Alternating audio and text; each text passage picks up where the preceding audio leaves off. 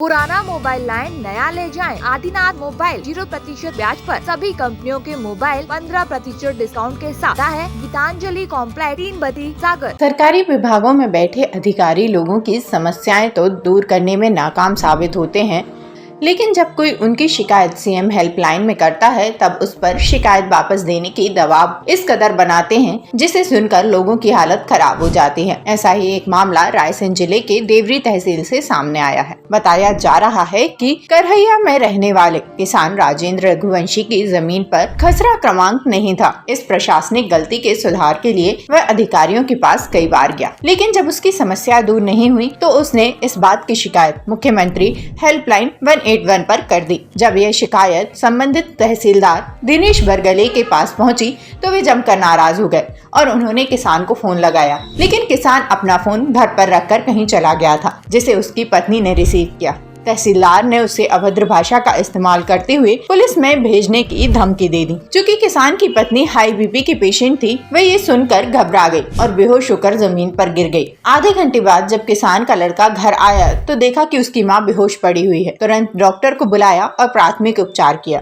जब किसान को ये बात पता चली तो उसने तहसीलदार के खिलाफ कार्रवाई किए जाने की मांग को लेकर कलेक्टर अरविंद दुबे को आवेदन सौंपा। वहीं ग्रामीणों और सामाजिक लोगों के साथ पहुंचकर उसने तहसीलदार के खिलाफ कार्रवाई को लेकर थाना देवरी का घेराव कर जमकर नारेबाजी की और मुख्यमंत्री और पुलिस अधीक्षक के नाम ज्ञापन सौंपा। भैया ओटीपी मांग रहे थे। पहले तो मतलब बात करी कि लाडली बहन हम आपका नाम है क्या? नहीं। मैंने कही नहीं भैया नहीं है। कही क्यों नहीं है? मैंने कही नहीं है, नहीं कराओ हमने। कही ठीक है। कही आपके पति कहाँ हैं? मैंने कही आश्रम गए हैं। कई बात हो जाएगी। मैंने कही हाँ दूसरे फोन हो जाए, मैं नंबर दे रही। कि नहीं दूसरे से नहीं हो सके। मैंने शिकायत जही पे करी है जही से हुआ है। फिर उनकी कैसे हुआ है? फिर अब और कौन सा हो सका तो बात। मैंने की लड़का गाँव है देवरी, उससे कर दे रही कि हाँ लड़का से बात कर लो। कहीं मैं आपसे 5 मिनट बाद बात कर हूँ। ठीक है, जब तक मैं लड़का से कर ले रही। लड़का से बात करी, बात से बात ही नहीं भाई। फिर मतलब फ़ोन रख दो। कहीं 5 मिनट बात करूँ। फिर से भाई नंबर पे आओ तो मैंने उठाओ ने, मैं फ़ोन लिखने लगी। मैंने की दर्ज कर लूँ डायरी में। फिर बाकी बाद मैंने तुरंत दूसरे पे लगा दो और दूसरे पे लगा कर और कहीं वो OTP भेज रहा हूँ मैं तो दे मुझे। मैंने की मैं मोबाइल में नहीं जानूँ भैया, मैं पढ़ी लिखना ही है और मैं नहीं जानूँ मैंने की जाऊँ मैं। तो कहीं आस पड़ोस में नहीं है कोई। मैंने की आस पड़ोस में भी कोई नहीं है। कहीं बहुत अच्छी व्यवस्था बनाई है आपने। मैंने की नहीं, हम हमारे पति है नंबर दे रहे हैं, वे आपसे बात कर लें। कहीं नौकर थोड़ी हूँ मैं तुमरो। मैंने की नहीं, बे खुद बात कर हैं और वो तो गलती हो गई। मैंने की मोबाइल नहीं ले गए, वे तो खुद ही बात करत हैं, बगल ही में मोबाइल रखत हैं। अब वो तो मैंने कहा आज आपको और इसमें उठा लो, नहीं तो मैं ऐसे अन्य कॉल उठाती भी नहीं हूँ। तो फिर कहीं अरे हमें FIR करा दे हैं और OTP भेजो और TR ये भेज रहे हैं और भाई हमें नहीं फिर खबर का पर का भाव। हम तो हाँ हमें ध्यान ही नहीं, फिर का जाता रहेगी। हाँ बेहोश हो गए, चक्कर आ गए, हम ध्यान ही नहीं। मतलब कब होश आया आपको? बहुत फिर लड़का आओ, लड़का ने देख दाख के और डॉक्टर हमारे गाँव ही में है तो डॉक्टर बोला ये ब्लड प्रेशर बढ़ाओ। सर ये हुआ कि मैंने 181 पे अपना खसरा जो मेरी ज़मीन है वो मेरे नाम पे दर्ज नहीं थी, इसलिए मैंने सीएम हेल्पलाइन पे खसरे की शिकायत की दर्ज होने की। अब ये खसरे की शिकायत मैंने दर्ज की और मैं मोबाइल घर पे भूल गया था।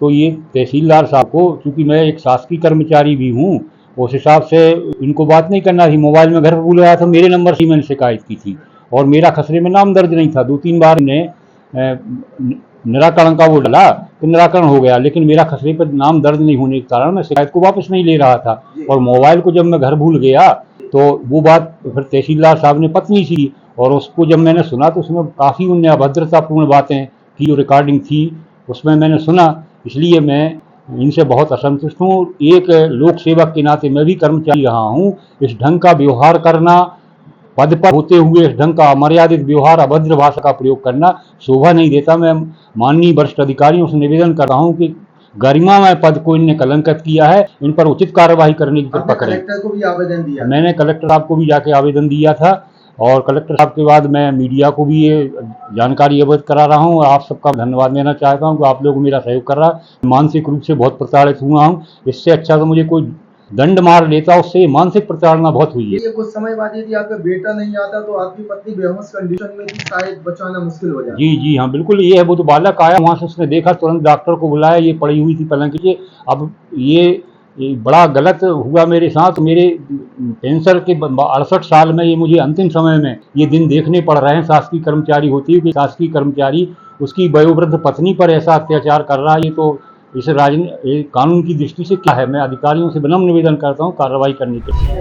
ये किसान यूनियन के लोगों द्वारा तहसीलदार महोदय देवरी के द्वारा सीएम हेल्पलाइन बंद कराने की बात से अवैध व्यवहार करने के संबंध में एक ज्ञापन दिया गया है जी। इस ज्ञापन को वरिष्ठ अधिकारी गणों को तत्काल अवगत कराया जाएगा और जैसा दिशा निर्देश होगा उस हिसाब से करवाएंगे। पत्रकार बंधुओं, एक तरफ माननीय मुख्यमंत्री जी लाडली बहना योजना के नाम से सब प्रदेश की जितनी महिलाएं सबको अपनी बहन बना के रखे हैं।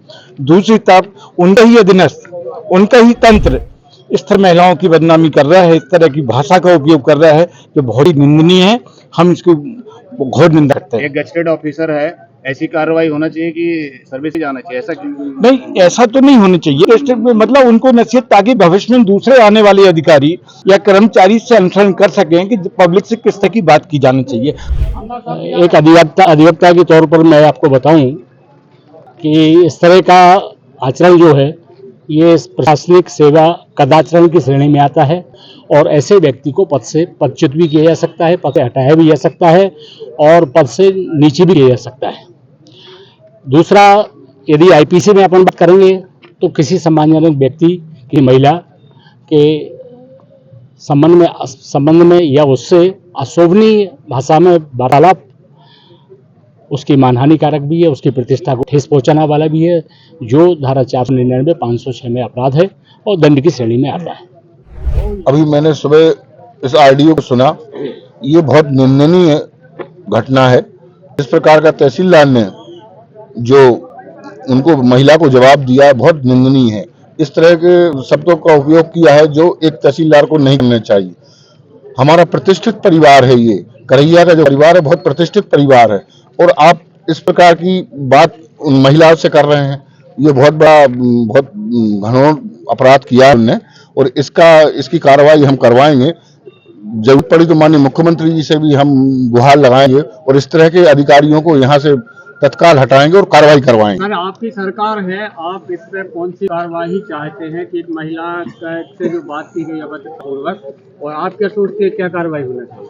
कार्रवाई इस पर निश्चित होगी। माननीय मुख्यमंत्री जी बहुत संवेदनशील हैं महिलाओं के प्रति और जैसे ही उनके संज्ञान में ये बात आएगी इस पर तुरंत कार्रवाई होगी और हम लोग भी ये बात उनसे रखेंगे माननीय मुख्यमंत्री जी से, माननीय कलेक्टर साहब से, और कार्रवाई करवाएंगे। जरूर कार्रवाई होगी।